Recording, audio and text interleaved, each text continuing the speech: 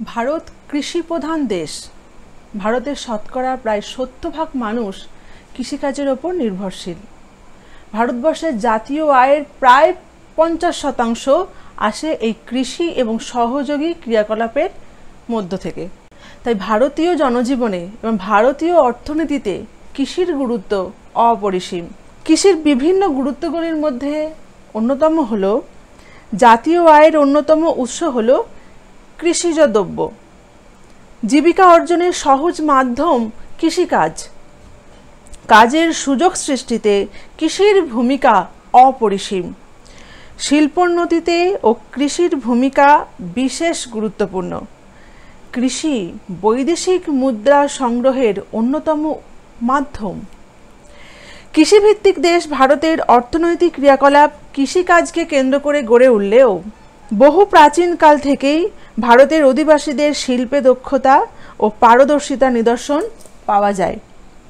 প্রাচীন ভারতের এমন অনেক শিল্পজাত দ্রব্যের নিদর্শন পাওয়া গেছে যার উৎকর্ষতা আজও বিস্ময়ের সৃষ্টি করে। অষ্টাদশ ঊনবিংশ শতাব্দীতে ভারতের সূক্ষ্ম কার্পাস বস্ত্র ও উঁচু মানের ইস্পাত বিদেশে খুবই আকর্ষণীয় ছিল। ব্রিটিশ শাসনকালে ভারতের শিল্পের তেমন বিকাশ ঘটেনি, কারণ ওই সময় অধিকাংশ শিল্পজাত দ্রব্য বিদেশ থেকে আমদানি করতে হতো। তবে সেই সময় চা, পাট, কার্পাস ও বয়ন শিল্পের উন্নতি ঘটেছিল। স্বাধীনতা লাভের পরে বিভিন্ন পঞ্চবার্ষিকী পরিকল্পনায় শিল্পের উন্নতির ওপর অধিকতর গুরুত্ব আরোপ করা হয়। বর্তমানে ভারত পৃথিবীর অন্যতম শিল্পোন্নত দেশ।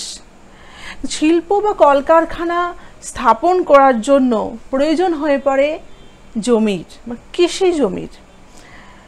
যে কোনো উন্নয়নমূলক কর্মকাণ্ডের জন্যই এই কৃষি জমির প্রয়োজন হয়ে পড়ে।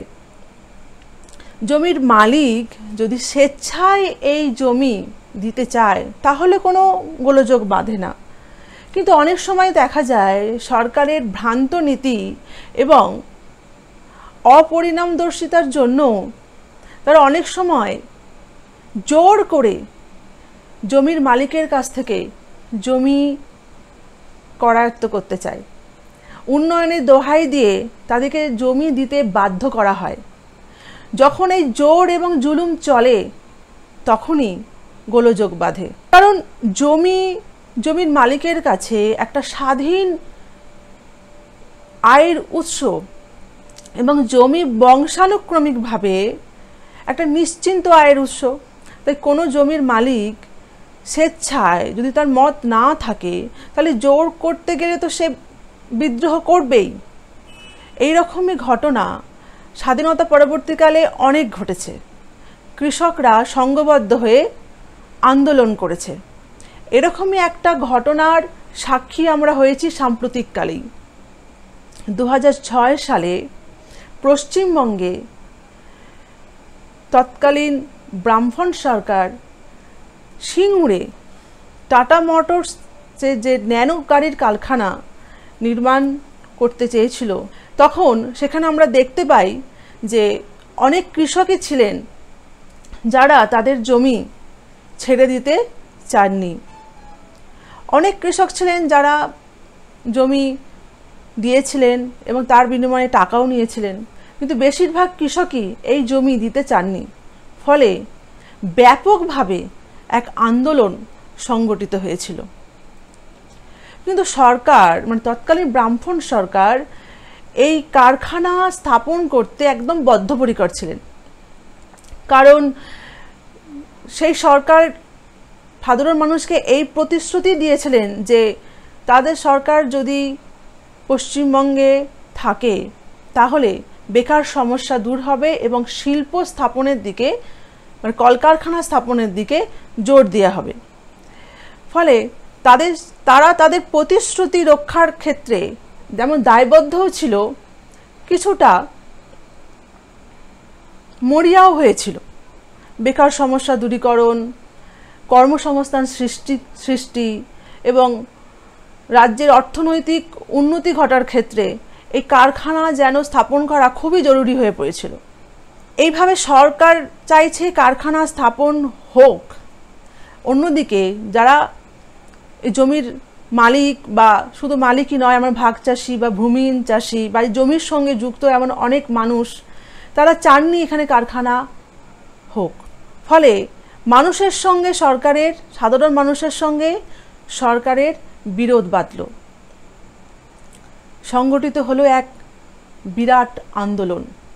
এই আন্দোলনে সাধারণ নাগরিক সমাজও যোগ দিল এবং তৎকালীন যে বিরোধী নেত্রী তিনিও যোগ দিলেন। ফলে এক ব্যাপক আন্দোলন সংগঠিত হলো।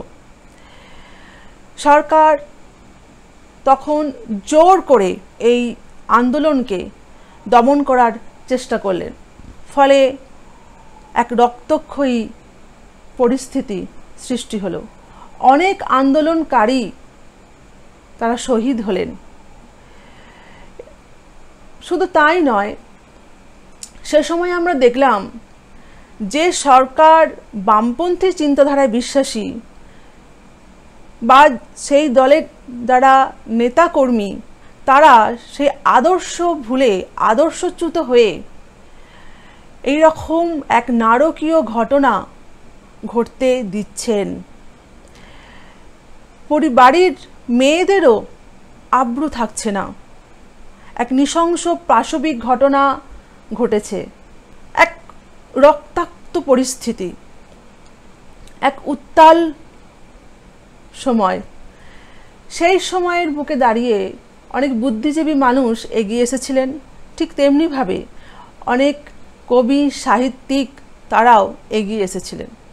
মানুষের মধ্যে চেতনার বিকাশ ঘটানোর জন্য অনেক কবি কলম ধরেছিলেন এবং লিখেছিলেন অনেক কালজয়ী, সমসাময়িক, প্রাসঙ্গিক অনেক কবিতা। এরকম একজন বিশেষ কবি ছিলেন মৃদুল দাশগুপ্ত। তিনি একাধারে ছিলেন সাংবাদিক এবং কবি। তিনিও সেই সময় ঘটনাকে যেভাবে প্রত্যক্ষ করেছিলেন এবং তার বিবেকী সত্তায় যেভাবে এই ঘটনা ধাক্কা দিয়েছিল, তিনিও তার প্রতিবাদকে কবিতার মধ্য দিয়ে প্রকাশ ঘটিয়েছেন এবং সাধারণ মানুষের মধ্যে এই কবিতার যাতে সাধারণ মানুষের মধ্যে বিদ্রোহের আগুন ছড়িয়ে দিতে পারে, তাই তিনি এই ধরনের প্রতিবাদী কবিতা লিখলেন। সেরকমই একটা উল্লেখযোগ্য কবিতা হলো দ্বাদশ শ্রেণীর পাঠ্য কন্দনরতা জননীর পাশে।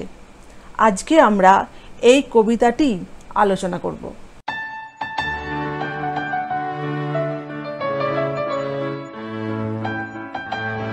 মূল কবিতাটি পাঠ করার আগে আমরা কবি পরিচিতি অংশটি আগে পড়ে নেব, কারণ প্রত্যেকটি কবিতারই কবি পরিচিতি অংশটি পড়ে নেওয়া উচিত। কারণ লেখকের জীবন সম্পর্কে না জানলে তার মানসিকতা সম্পর্কে জানা সম্ভব হয় না। কন্দনরতা জননীর পাশে কবিতাটির রচয়িতা হলেন মৃদুল দাশগুপ্ত। তিনি জন্মগ্রহণ করেছিলেন 1950 খ্রিস্টাব্দের 3রা এপ্রিল হুগলি জেলার শ্রীরামপুরে। পিতা জ্যোৎস্না কুমার দাশগুপ্ত ও মাতা শান্তনা দাশগুপ্ত। প্রথমে পূর্ণচন্দ্র বিদ্যালয় ও পরে শ্রীরামপুর ইউনিয়ন ইনস্টিটিউটে শিক্ষালাভ। এরপর উত্তরপাড়ার প্যারিমোহন কলেজ থেকে জীববিজ্ঞানে স্নাতক। কলেজ জীবনে কবিতা লেখা শুরু। কিছুদিন শ্রীরামপুর ইউনিয়ন ইনস্টিটিউটে শিক্ষকতা করার পর 1978 খ্রিস্টাব্দ থেকে পাকাপাকিভাবে সাংবাদিকতা শুরু করেন। প্রথমে পরিবর্তন সাপ্তাহিক এবং তারপর যুগান্তর পত্রিকায়। 1991 খ্রিস্টাব্দে আজকাল পত্রিকায় যোগ দেন। এখনও সেই পত্রিকার সঙ্গে যুক্ত রয়েছেন। কবি মৃদুল দাশগুপ্ত বাইসন ও শত জলঝর্ণার ধ্বনি নামে দুটি লিটল ম্যাগাজিনের সঙ্গে সক্রিয়ভাবে যুক্ত ছিলেন। প্রথম কাব্যগ্রন্থ জলপাই কাঠের এসরাজ। অন্যান্য কাব্যগ্রন্থ এভাবে কাঁদে না, গোপনে হিংসার কথা বলি, সূর্যাস্তে নির্মিত গৃহ, সোনার বুদবুদ ইত্যাদি। কবিতার সহায় ও 7-5 নামে দুটি গদ্য সংগ্রহ প্রকাশিত হয়েছে। এছাড়া আছে ছড়ার বই আম পাতা জাম পাতা, ছড়া 50 ও রঙিন ছড়া। National writers award, Paschimbanga Bangla academy পুরস্কার ও রবীন্দ্র পুরস্কারে তিনি সম্মানিত হয়েছেন। আলোচ্য ক্রন্দনরতা জননীর পাশে কবিতাটি তার ধান ক্ষেত থেকে নামক কাব্যগ্রন্থ থেকে নেওয়া হয়েছে। তোমাদের বইয়েতে কিন্তু এটা কাব্যগ্রন্থ হিসাবেই উল্লিখিত আছে, সেটা কিন্তু একটু নজর দেবে। ক্রন্দনরতা জননীর পাশে, ক্রন্দনরতা জননীর পাশে এখন যদি না থাকি, কেন তবে লেখা, কেন গান গাওয়া, কেন তবে আঁকা আঁকি? নিহত ভাইয়ের সব দেহ দেখে নাই যদি হয় ক্রোধ, কেন ভালোবাসা, কেন বা সমাজ, কিসের মূল্যবোধ? যে মেয়ে নিখোঁজ ছিন্ন ভিন্ন জঙ্গলে তাকে পেয়ে, আমি কি তাকাবো আকাশের দিকে বিধির বিচার চেয়ে? আমি তা পারি না, যা পারি কেবল সেই কবিতায় জাগে আমার বিবেক, আমার বারুদ বিস্ফোরণের আগে। কবিতাটি তো আমরা দেখতে পাচ্ছি উপরে একটা কবিতার যে একটা ছবি আমরা দেখতে পাচ্ছি। এখানে আমরা কি দেখতে পাচ্ছি, যে এক জননী কাঁদছেন। এখানে ক্রন্দনরতা জননী, জননী কে? এটা কিন্তু প্রশ্ন হিসাবে এভাবে আসতে পারে যে ক্রন্দনরতা জননীর পাশে কবিতায় জননী বলে কবি যাকে উল্লেখ করেছেন, আসলে এই জননী কে? আসলে এই জননী হলেন স্বদেশ ভূমি। কবি স্বদেশ ভূমিকেই মাতৃরূপে এই কবিতায় কল্পনা করেছেন। তো এই জননী, এই মা কাঁদছেন কেন? এই প্রশ্নটাও কিন্তু খুব গুরুত্বপূর্ণ। জননী কেন ক্রন্দনরতা, কেন তিনি কাঁদছেন? তার উত্তরে এটা লিখতে হবে, বিভিন্ন সময়ে পৃথিবীর বিভিন্ন দেশে শাসকের ভুল নীতি এবং স্বৈরতান্ত্রিক চরিত্র দেশকে বিপর্যস্ত করে তোলে। আবার বলছি, বিভিন্ন সময়ে পৃথিবীর বিভিন্ন দেশে শাসকের ভুল নীতি এবং স্বৈরতান্ত্রিক চরিত্র দেশকে বিপর্যস্ত করে তোলে। ফলে মানুষের নিশ্চিন্ত জীবন অনিশ্চিত হয়ে পড়ে। তৈরি হয় সামাজিক বিপন্নতা। সামাজিক অস্থিরতায় বিপন্ন মানুষের দুঃখে বা বিপন্ন সন্তানের দুঃখে দেশমাতা ব্যথায় কাঁদছেন, তাই তিনি ক্রন্দনরতা। তাই তো? এইভাবেই কিন্তু উত্তরটা লিখবে, কারণ কোনো একটা বিশেষ প্রেক্ষাপটে কবিতাটি লেখা হলেও এই কবিতাটি কিন্তু সেই প্রেক্ষাপটে, মানে সেই সময়ের মধ্যে কবিতাটির আবেদন সীমাবদ্ধ নয়। আবেদন সর্বকালীন এবং সর্বজনীন। পৃথিবীর যে কোনো দেশের ক্ষেত্রেই এই কবিতাটির আবেদন খুব প্রাসঙ্গিক। তাই কবিতার উত্তরটিও, এই প্রশ্নের উত্তরটিও এইভাবেই লেখা উচিত। তো ক্রন্দনরতা জননীর পাশে এখন যদি না থাকি, এখানে এখন বলতে কোন সময়কে বোঝানো হয়েছে? যখন শাসকের ভুল নীতির ফলে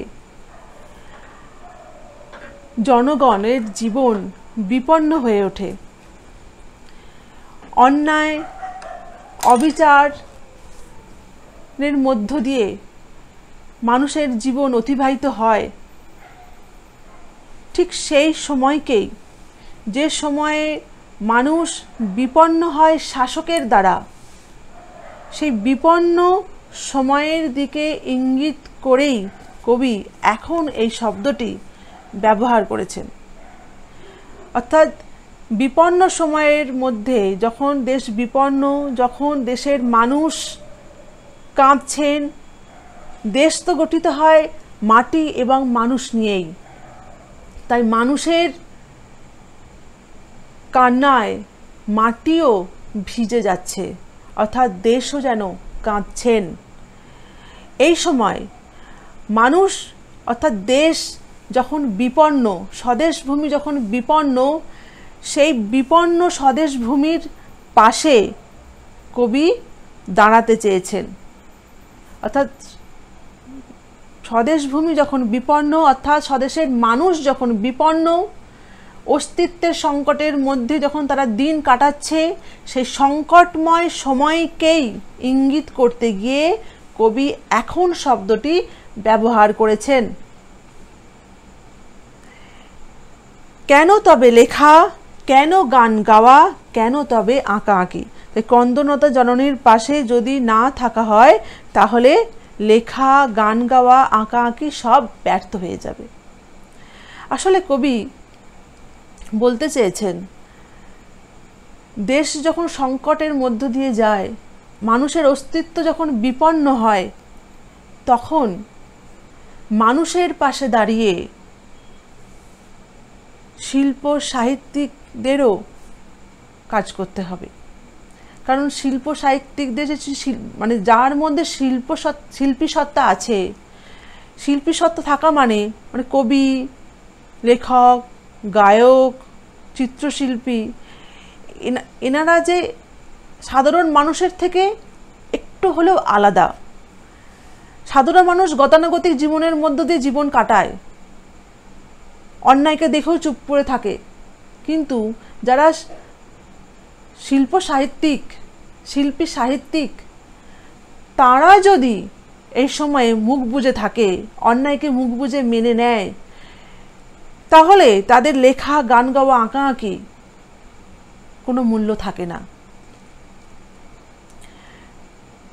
কবি বলছেন, দেশের মানুষের পাশে দাঁড়িয়ে চেতনার বিকাশ ঘটাতে হবে।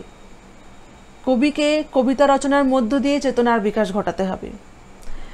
গায়ককে তার গান গেয়ে চেতনার বিকাশ ঘটাতে হবে। চিত্রশিল্পী এমন ছবি আঁকবেন যেটা দেখে মানুষের মধ্যে চেতনার বিকাশ ঘটে, বিবেক জাগরিত হয়। তাই দেশ যখন বিপন্ন হবে, দেশ যখন বিপন্ন, তখন লেখক, চিত্রশিল্পী, গায়ক সবাইকে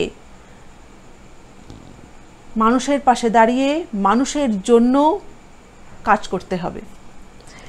নিহত ভাইয়ের শব্দেও দেখে নাই যদি হয় ক্রোধ, কেন ভালোবাসা, কেন বা সমাজ, কিসের মূল্যবোধ। নিহত ভাই, এখানে নিহত ভাই বলতে কবি কাকে বুঝিয়েছেন? এই প্রশ্নের উত্তরে তোমরা লিখবে, মৃদুল দাশগুপ্তের ক্রন্দনরতা জননীর পাশে কবিতায় কবি নিহত ভাই বলতে গণ আন্দোলনের শহীদ ও কবির সহনাগরিককেই বোঝাতে চেয়েছেন। নিহত ভাইয়ের শব্দেও দেখে কবির মধ্যে কিসের সৃষ্টি হয়েছে? কবির মধ্যে ক্রোধ সৃষ্টি হয়েছে। অর্থাৎ যে প্রেক্ষাপটে দাঁড়িয়ে কবি কবিতাটি লিখছেন, সেখানে আমরা দেখতে পেয়েছি যে জমিকে রক্ষা করার জন্য যারা আন্দোলনে সামিল হয়েছিলেন, তারা অনেকেই শহীদ হয়েছিলেন। তো নিজের অধিকার প্রতিষ্ঠার জন্য কেউ যখন আন্দোলন করে এবং শাসক যখন তাদের ওপর নারকীয় অত্যাচার চালায়, তখন এটা দেখে একজন সচেতন নাগরিক, বিবেকবান মানুষ হিসাবে কবির মধ্যে ক্রোধের সৃষ্টি হয়েছে। ক্রোধ অর্থাৎ কবি বিদ্রোহ করতে চাইছেন, প্রতিবাদ করতে চাইছেন। সেই প্রতিবাদের ক্রোধ কবির মধ্যে সৃষ্টি হয়েছে। ক্রোধ যদি সৃষ্টি না হয়, তাহলে ভালোবাসা, সমাজ, মূল্যবোধ অর্থহীন হয়ে যায়। মূল্যবোধ কি? মূল্যবোধ হলো নৈতিকতা সম্পর্কে বোধ, ঔচিত্যবোধ। একজন কবি হিসেবে কবি বলছেন, যদি আমার মধ্যে নৈতিকতা বোধ না থাকে, ঔচিত্যবোধ না থাকে, আমি যদি মুখ বুজে এই অন্যায়কে মেনে নিই, তাহলে এই অন্যায় চলতেই থাকবে। মানুষের প্রতি ভালোবাসা যদি কবি থাকে, সমাজের প্রতি যদি কোনো কবি দায়বদ্ধ হন, তাহলে মূল্যবোধের প্রতি যদি তার কোনো কবির বিশ্বাস থাকে, তাহলে সেই কবির মধ্যে এই নারকীয় হিংসাত্মক ঘটনার দেখে তিনি চুপ করে থাকতে পারেন না। তার মধ্যে কি সৃষ্টি হবে? ক্রোধের সৃষ্টি হবে। তাই কবির মধ্যেও যে ক্রোধের সৃষ্টি হয়েছে, সেই ক্রোধকে তিনি এই কবিতার মধ্যে সরাসরি প্রকাশ করেছেন। এখানে কবি কোনো ভনিতা করে কথা বলছেন না, কবিতার বক্তব্যকে একদম সরাসরি দৃঢ়ভাবে স্পষ্ট ভাষায় কিন্তু ব্যক্ত করছেন। কবি এখানে সাধারণ মানুষের, আন্দোলনকারী মানুষের, সাধারণ বিপন্ন অত্যাচারিত মানুষের একজন হয়ে কবি এই কবিতায় উত্তম পুরুষের বাচনভঙ্গিতে এই কবিতাটি লিখছেন, উত্তম পুরুষের বাচনিতে কবিতাটি কিন্তু লিখছেন। যে মেয়ে নিখোঁজ ছিন্ন ভিন্ন জঙ্গলে তাকে পেয়ে আমি কি তাকাবো আকাশের দিকে বিধির বিচার চেয়ে। যে মেয়ে নিখোঁজ ছিন্ন ভিন্ন জঙ্গলে তাকে পেয়ে, এই দুটি লাইনের মধ্য দিয়ে এক অবক্ষয়িত সমাজের যথার্থ স্বরূপকে কবি তুলে ধরেছেন। মেয়ে নিখোঁজ ছিন্ন ভিন্ন, তার শরীরকে পাওয়া যাচ্ছে জঙ্গল থেকে। ছিন্ন ভিন্ন শরীর মানে এই মেয়ের ওপর পৈশাচিক অত্যাচার করা হয়েছে, যা সভ্য সমাজে মেনে নেওয়া যায় না। এই ঘটনা দেখে কবি বলছেন আমি কি তাকাবো আকাশের দিকে।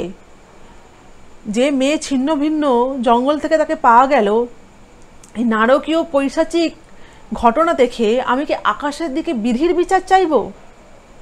এখন কি বিধির বিচার চাওয়ার সময়? বিধির বিচার চাইলে বিধাতা কি এর যথার্থ বিচার করবে? না, যথার্থ বিচার করবে না। এখন সময় ব্যক্তিগত এবং সমষ্টিগত প্রতিবাদ করার, আন্দোলন করার। এই অন্ধকারময় সময়ের অবসান ঘটিয়ে শুভ সময়ের আগমন ঘটাতে গেলে দরকার গণ আন্দোলনের। তাই এখন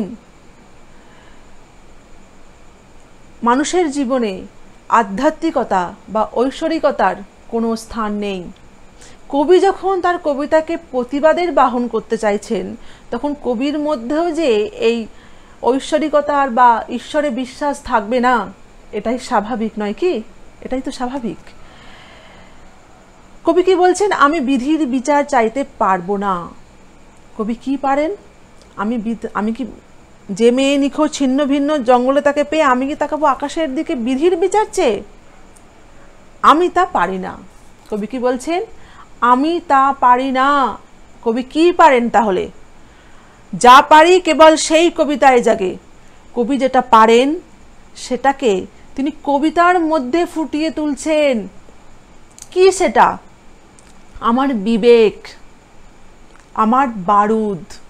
এখানে কবি তার বিবেককে, অর্থাৎ বিবেককে কবি বারুদের সঙ্গে তুলনা করেছেন বিস্ফোরণের আগে। কীরকম বিবেক? কীরকম বিবেক? সেই বিবেক ঠিক বিস্ফোরণের আগে বারুদ যেমন, কবির বিবেকও ঠিক বিস্ফোরণের আগে বারুদের মতোই তার কবিতার মধ্যে অবস্থান করছে। এই শেষের এই চারটি লাইন ভীষণ গুরুত্বপূর্ণ। এই চারটে লাইনের ব্যাখ্যার মধ্য দিয়েই গোটা কবিতার ব্যাখ্যাই উঠে আসে, এবং এই চারটে লাইনের মধ্য দিয়েই কবির মানসিকতা, কবির অভিপ্রায়, কবি কি চেয়েছেন, তার সমস্ত কিছুই আমরা ধরতে পারবো। তাই চারটি লাইনের ব্যাখ্যা আমি লিখে রেখেছি। আমি একটু দেখে দেখি তোমাদের বলছি, যাতে তোমাদের এই নোটটা লিখতে সুবিধা হয়। আমি তা পারি না, যা পারি কেবল সেই কবিতায় জাগে। আমার বিবেক, আমার বারুদ বিস্ফোরণের আগে। এই চারটে লাইনের ব্যাখ্যা হিসেবে বা এখানে কবির কি মনোভাব প্রকাশ পেয়েছে বা তাৎপর্য বিশ্লেষণ করো, এভাবে যদি প্রশ্ন আসে তাহলে তোমরা এইভাবে লিখবে। মৃদুল দাশগুপ্তের কন্দনরতা জননীর পাশে কবিতায় কবির বলিষ্ঠ সমাজ ভাবনার প্রকাশ ঘটেছে। সুদৃঢ় প্রকাশভঙ্গিতে কবি সামাজিক অবক্ষয়ের জ্বলন্ত স্বরূপকে তুলে ধরেছেন। কবিতাকে তিনি প্রতিবাদের অস্ত্র করে তুলেছেন। যে অনুভূতি থেকে নজরুল ইসলাম লিখেছিলেন, রক্ত ঝরাতে পারি না তো একা অবলিক দিয়ে, তাই লিখে যাই এ রক্ত লেখা, হাইফেন দিয়ে লেখো, সেই একই প্রেরণা থেকে কবি মৃদুল দাশগুপ্ত লিখে যান প্রতিবাদ ধর্মী কবিতা, যার মধ্যে মজুদ থাকে বিক্ষোভের বারুদ। সামান্য আগুনের ছোঁয়াতেই যা থেকে নিশ্চিতভাবে ঘটে যাবে প্রতিবাদের বিস্ফোরণ। প্যারাগ্রাফ করে তারপর লিখবে, এক বিনাশী সময়ে যখন ব্যক্তিগত ও সমষ্টিগত প্রতিবাদ অনিবার্য হয়ে পড়ে, তখন প্রতিবাদকে প্রতিষ্ঠিত করতে কবির একমাত্র অস্ত্র কবিতা। সেই কবিতার মাধ্যমেই নিজের বিক্ষোভ প্রতিবাদকে সমস্ত স্তরের মানুষের কাছে পৌঁছে দিতে চান কবি। কবিতায় নিজের বিবেক, যা আসলে বারুদের মতো, তাকে মজুত করে রাখেন কবি বিস্ফোরণের পাক প্রস্তুতি হিসেবে। আর বিস্ফোরণের দ্বারাই অন্ধকারময় সময়ের অবসান ঘটবে, আসবে পরিবর্তন, আসবে আলোকোজ্জ্বল কাঙ্ক্ষিত মঙ্গলময় দিন, যা কবি স্বপ্ন দেখেন নিরন্তর। এখানে বিস্ফোরণ হলো হঠাৎ সশব্দে ফেটে যাওয়া বা জ্বলে ওঠা, আর বারুদ শব্দ, বারুদ কি? বারুদ হলো বিস্ফোরণের কাজে ব্যবহৃত উপকরণ। বিবেক কি? বিবেক শব্দের অর্থটা কি? অন্তরাত্মা। আমাদের ভিতরের মধ্যে যে অন্তরাত্মা আছে, সেই অন্তরাত্মাই আসলে বিবেক।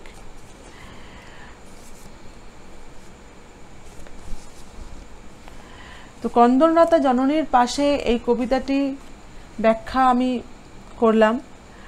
তো শেষে মৃদুল দাশগুপ্তের কবি মানসিকতার যে বৈশিষ্ট্য বা এইখানে যে কবি রচনাশৈলীর যে বিশেষ প্রকাশ ঘটেছে, তার বৈশিষ্ট্য পয়েন্ট আকারেও লিখে রাখো, তাহলে কবিতাটির বুঝতে এবং কবিতাটির ব্যাখ্যা নিজেরা লিখতে গেলে কোনো তোমাদের অসুবিধা হবে না। প্রথম পয়েন্ট, যে মৃদুল দাশগুপ্তের কবিতার মূল্যায়নে অভিক মজুমদার লিখেছেন, কোনো বিশেষ দলীয়তা নয়, এক ধরনের মানুষের আন্দোলন বারংবার মৃদুলকে আলোড়িত করে, তাকে নাড়িয়ে দেয়। এটা নেওয়া হয়েছে বোধ শব্দ, জানুয়ারি 2013 এখান থেকে। তাই সামাজিক অথবা রাজনৈতিক শোষণ বঞ্চনার বিরুদ্ধে তীব্র হয়ে ওঠে কবির প্রতিক্রিয়া।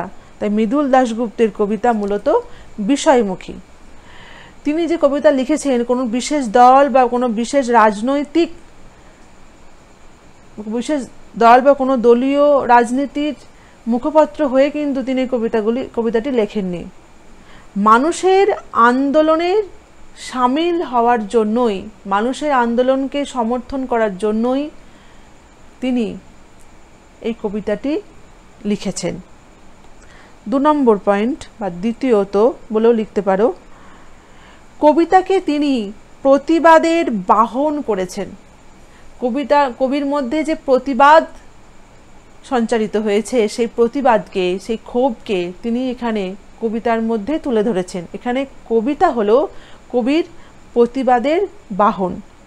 তবে প্রতিবাদের কবিতা হলেও শব্দ ব্যবহারের মুর্শিয়ানায় এক গীতিকাব্যিক সুরমর্চনাকে শোনা যায়। কবিতার নামকরণই তার নিদর্শন। তৃতীয়ত, সামাজিক অবক্ষয়ের যথার্থ স্বরূপকে কবি তুলে ধরেছেন, যেখানে তার সমাজ চেতনা, কবি মানসিকতার পরিচয় পাওয়া যায়। যেখানে সামাজিক অবক্ষয়ের যথার্থ স্বরূপকে কবি তুলে ধরেছেন, যেখানে তার সমাজ সচেতন কবি মানসিকতার পরিচয় পাওয়া যায়। তিনি একদিকে সমস্যাকে তুলে ধরেছেন, অন্যদিকে সমাধানের পথও দেখিয়েছেন। চতুর্থত, উত্তম পুরুষের জবানিতে শোষিত, বঞ্চিত, অত্যাচারিত, নিপীড়িত মানুষের একজন হয়ে কবিতায় তার বক্তব্যকে তিনি তুলে ধরেছেন। তার ব্যক্তিগত অনুভূতির প্রকাশ ঘটেছে এই কবিতায়। পরবর্তী পয়েন্ট, শোষণ আর রক্তাক্ততা কবির মধ্যে যে আবেগের জন্ম দিয়েছে, অন্তমিলের নমনীয়তায় তাকেই কবি আন্তরিকভাবে ধরার চেষ্টা করেছেন। এখানে আমরা দেখতে পাচ্ছি, দেখো যখন পাঠ করছি, কন্দনরতা জননীর পাশে এখন যদি না থাকি, কেন তবে লেখা, কেন গান গাওয়া, কেন তবে আঁকা আঁকি। এখানে দ্বিতীয় চরণ থাকির সঙ্গে চতুর্থ চরণ আঁকা আঁকি একটা অন্তমিল আছে, থাকি আঁকি, এভাবে অন্তমিল দিয়ে তিনি এই কবিতাটি সৃষ্টি করেছেন। শেষে লেখো, প্রথম, দ্বিতীয়, তৃতীয় স্তবকের শেষে প্রশ্ন বা বিস্ময় চিহ্ন দিয়ে কবি কবিতাটি শেষ করেছেন। শেষে লেখো, প্রথম, দ্বিতীয় এবং তৃতীয় স্তবকের শেষে প্রশ্ন বা বিস্ময় চিহ্ন দিয়ে কবি যেন তার চারপাশে উত্তর খুঁজেছেন, আর তা খুঁজতে খুঁজতেই পৌঁছে যাচ্ছেন সিদ্ধান্তে। সেখানে ঘোষণা করে দিচ্ছেন কবিতার বিবেক জাগিয়ে রাখার অঙ্গীকার। এই পয়েন্টগুলো যদি ভালো করে মন দিয়ে পড়ো, তাহলে আশা করি এই কবিতাটির ব্যাখ্যা বোঝা তোমাদের কোনো অসুবিধা হবে না। আজকে এখানেই শেষ করছি। আমার পড়ানো যদি তোমাদের ভালো লাগে তাহলে অবশ্যই ভিডিওটাতে একটা লাইক দিও, আর এই চ্যানেলটা সাবস্ক্রাইব করতে একদম ভুলো না। তোমাদের বক্তব্য কমেন্ট বক্সে লেখো। আমি আগামী দিনে ধারাবাহিকভাবেই ভাষা, শিল্প, সংস্কৃতির ইতিহাস নিয়ে আলোচনা করব। সুতরাং তোমাদের দুশ্চিন্তা করার কোনো কারণ নেই। তোমরা ভিডিওগুলো দেখতে থাকো, আশা করি তোমাদের কোনো অসুবিধা হবে না।